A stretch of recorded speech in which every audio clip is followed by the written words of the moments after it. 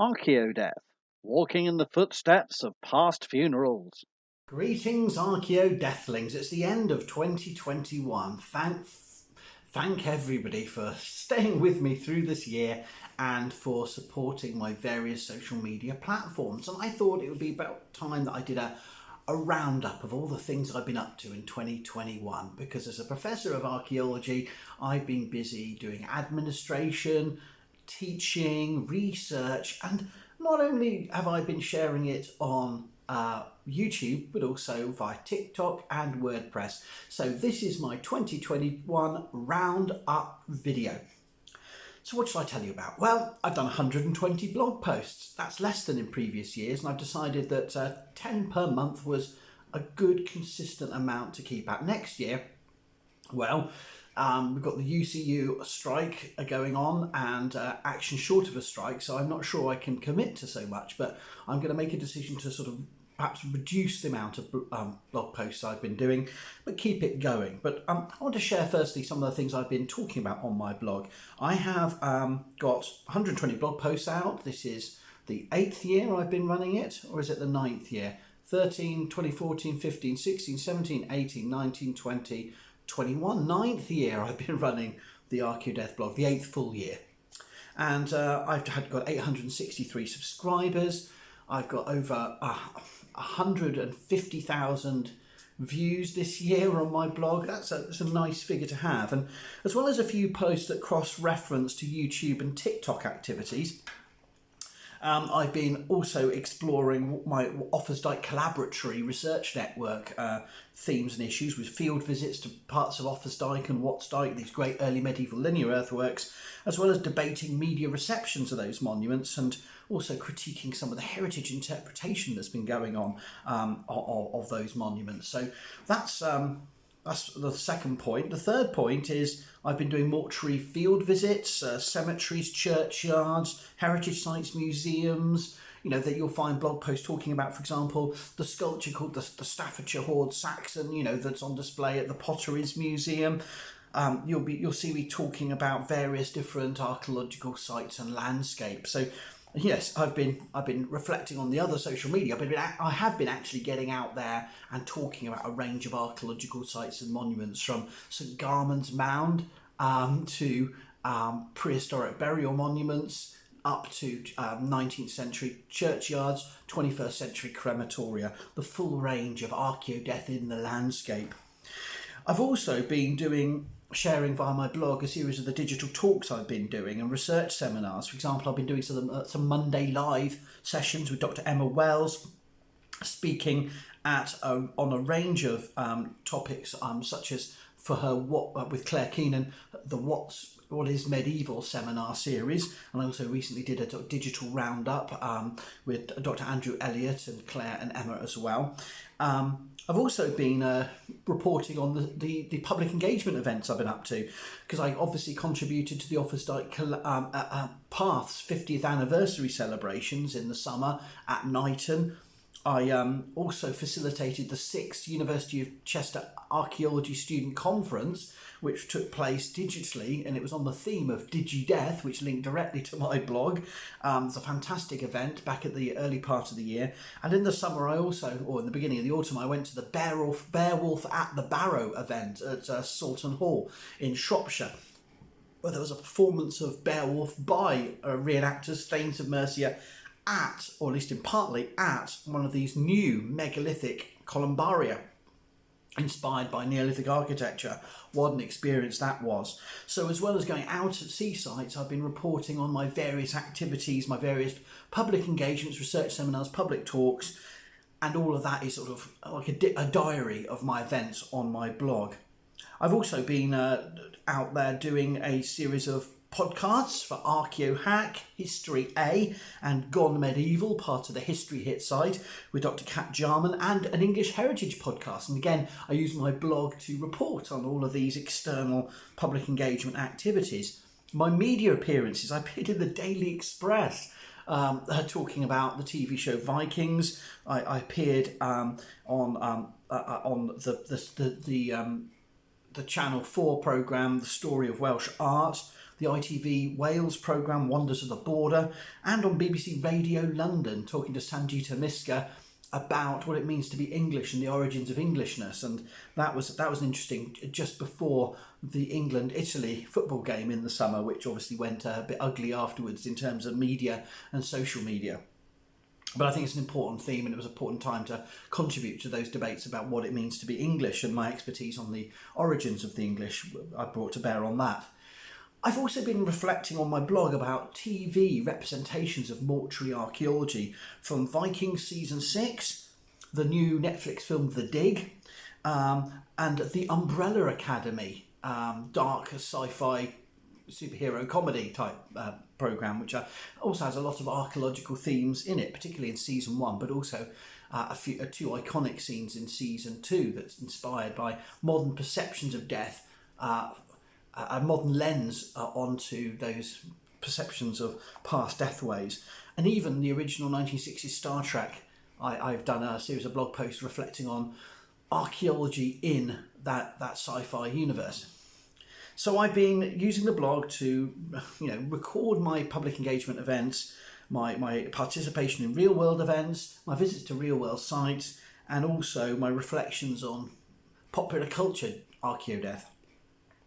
But I've also been using my blog to talk about ethics and debates in mortuary archaeology, from the display of animals in museums and on the internet. I've also contributed to ongoing debates about the use of the term Anglo-Saxon in early medieval archaeology history and other disciplinary studies of the early Middle Ages, and I've been contributing to the discussions about the decolonisation of National Trust properties. I had a blog post about Dunham Massey and the statue that they took down last year, and what the space is like now.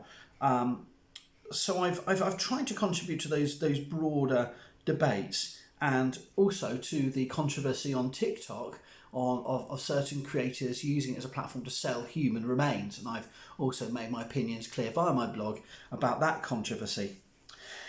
Then it goes on to say, I must say that I've been reporting about my publications. Now, obviously I've been busy with the What's Dyke comic with John G. Swagger, producing this comic heritage trail for Wrexham along What's Dyke, telling the story of What's Dyke from its creation through.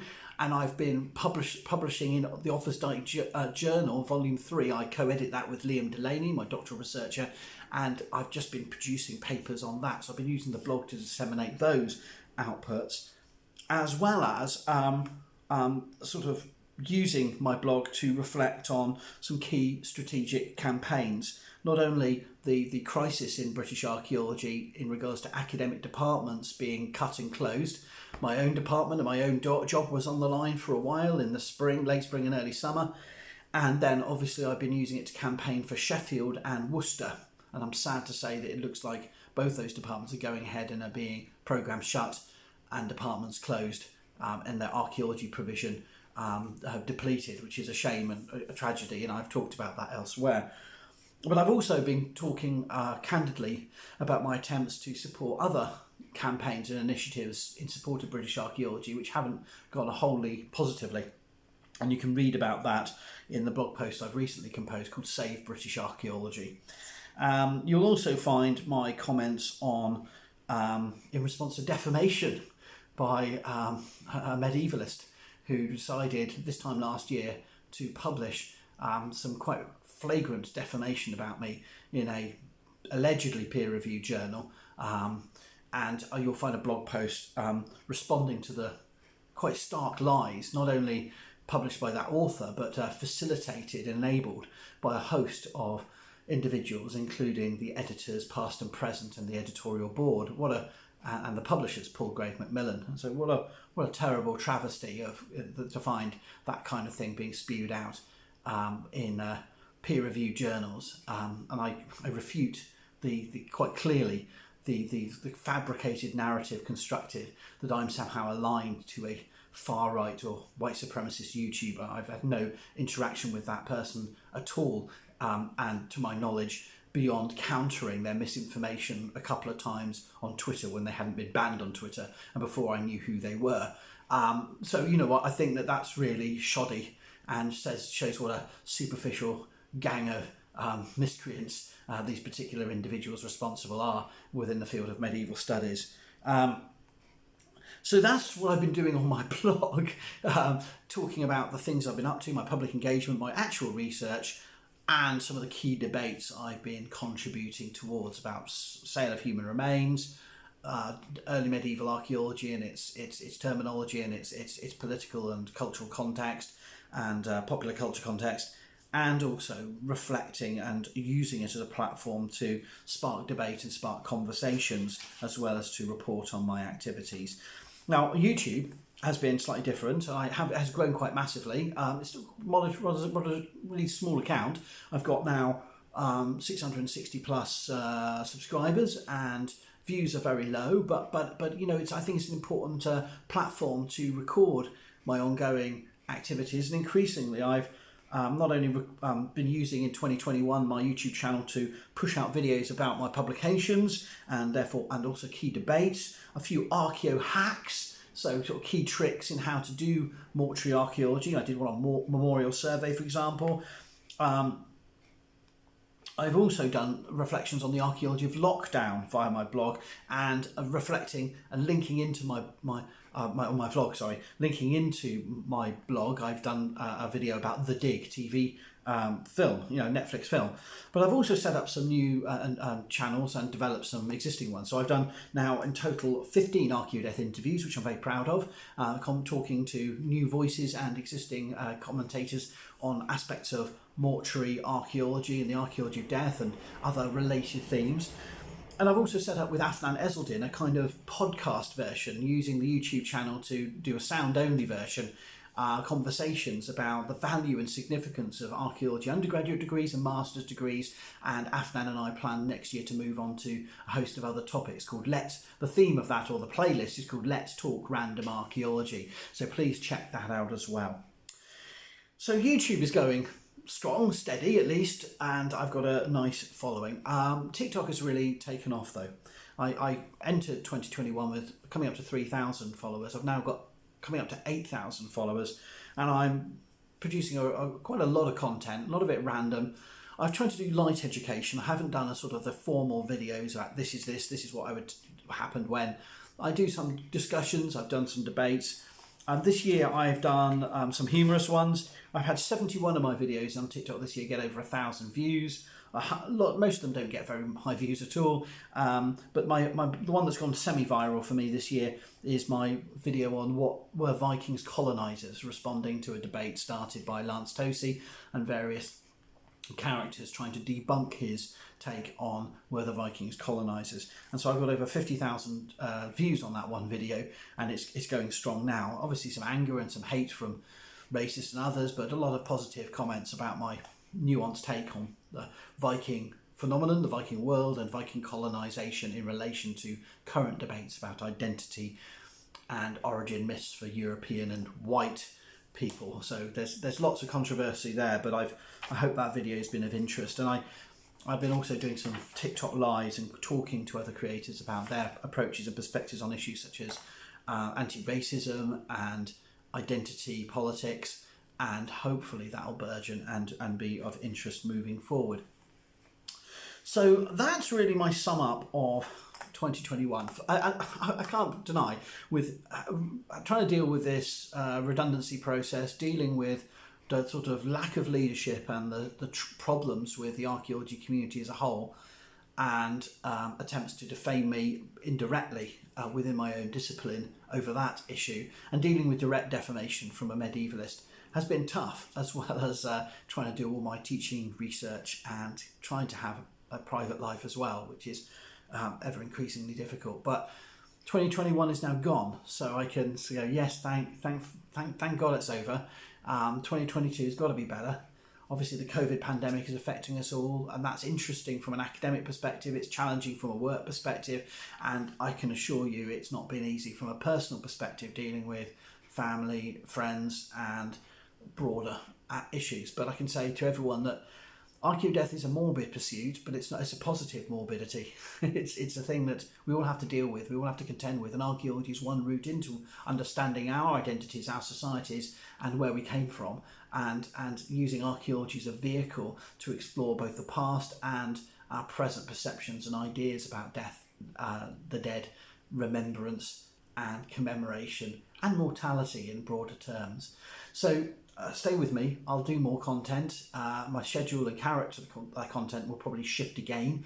I'll do some more interviews, but perhaps not yet. I'll do some more debates, but perhaps not yet. Perhaps I'll start doing something different on YouTube.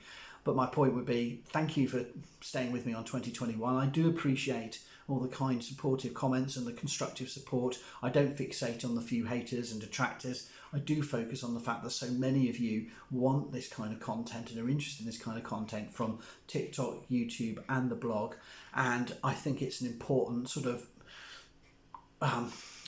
apparatus with which to link my research to the public in ways that I couldn't do even if I sat in 58 village halls every month giving the same on different talks. I wouldn't reach this kind of audience. So I appreciate your support. Stay with it, and I'll be back in 2022 with some more Archaeodeath content on YouTube, TikTok, and WordPress. If you've enjoyed this Archaeodeath video, why not check out the Archaeodeath blog at howardwilliamsblog.wordpress.com.